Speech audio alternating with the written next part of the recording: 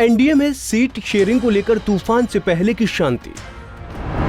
BJP के लिए मुश्किल है चिराग पासवान की मांग को पूरा करना। एनडीए में सीट शेयरिंग सिर्फ जेडीयू और बीजेपी के बीच होगी।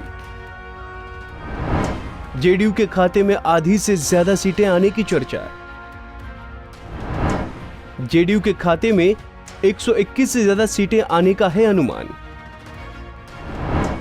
जेडीयू के हिस्से में जाने से बची सीटें बीजेपी के खाते में जाएंगी।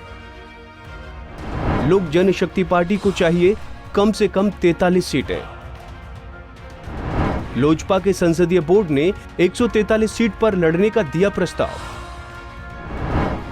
क्या चिराग पासवान की मांग को पूरा कर पाएगी बीजेपी? क्या बिहार में ताकत बढ़ाने के लिए कुर्बानी दे पाएंगे चिराग?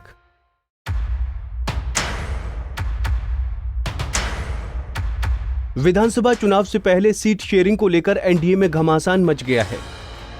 लोक जनशक्ति पार्टी की सीटों को लेकर चलने वाली बारगेनिंग अब अपने मुकाम पर पहुंच गई है। बीजेपी और जेडीयू के बीच सीटों के बंटवारे को लेकर तो बात बनती दिख रही है, लेकिन लोजपा के अध्यक्ष चिराग पासवान के खाते में उनकी उम्मीद से काफी कम सीट जाती नजर आ रही हैं। हिंदुस्तानी आवाम मोर्चा के नेता जीतनराम मांझी को जेडीयू के कोटे से मिलने वाली सीटों में एडजस्ट किया जाएगा, तो लोक जनशक्ति पार्टी को संभालने की जिम्मेदारी भारतीय जनता पार्टी को दी गई है। हालांकि इस फॉर्मूले पर एनडीए के सहयोगी दलों के बीच अभी कोल्ड वॉर जारी है। वहीं बीजेपी के राष्ट्रीय अध्यक्ष जेपी नड्डा ने पिछले दिनों 2 बड़ी सियासी मुलाकात कर एनडीए के बीच विवाद को हल करने की कोशिश की। मुख्यमंत्री नीतीश कुमार और चिराग पासवान से अलग अलग मुलाकात के बावजूद भी चिराग पासवान के सुर जुदा ही हैं। नड्डा से चिराग पासवान की हुई मुलाकात के बाद भी लोजपा अपने स्टैंड पर कायम है। लोजपा के सांसदों और पूर्व सांसदों ने भी बिहार में 143 सीटों पर लड़ने के फैसले पर मुहर लगा दी है। साथ ही लोजपा के सांसदों ने गठबंधन पर फैसले के लिए चिराग पासवान को अधिकृत कर दिया है।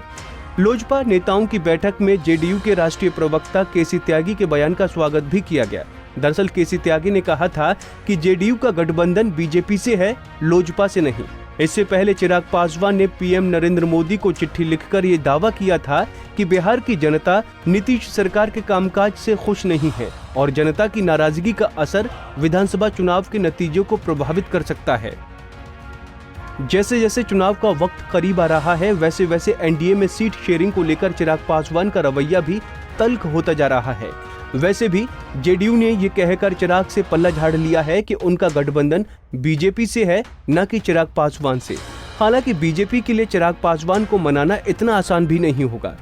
अभी जो सीट शेयरिंग के हालात हैं, इससे ये लगता है कि बीजेपी 25 से ज्यादा सीट चिराग पासवान को नहीं दे पाएगी।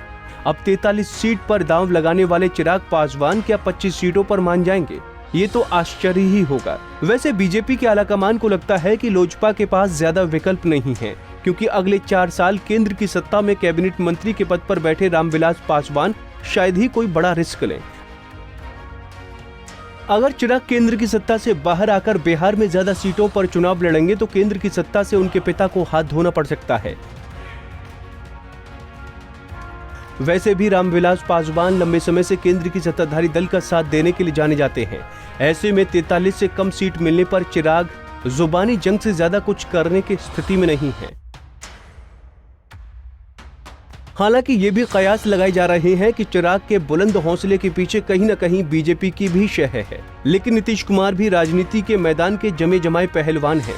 जिस शख्स को बिहार में लालू प्रसाद यादव को किनारे लगाने में वक्त नहीं लगा, उसी शख्स के लिए बीजेपी को धोबी पाट देना बहुत ही आसान होगा। पटना के एक आड़े रोड में इस बात की भी तैयारी की जा रही है कि अगर लोजपा ने बीजेपी की शह पर 143 सीट पर कैंडिडेट उतारा तो फिर जीतनराम मांझी को भी कुछ ऐसा करने का निर्देश दिया जा सकता है। वैसे भी 15 साल के एंटी इनकम्बेंसी, बढ़ती बेरोजगारी, भ्रष्टाचार, कोरोना संकट और बाढ़ से एनडीए को ज्यादा खतरा है। अगर 4-5% वोट भी इधर उधर हुए तो बाजी किसी के हाथ भी जा सकती है। Bureau report, Punjab Kesari TV.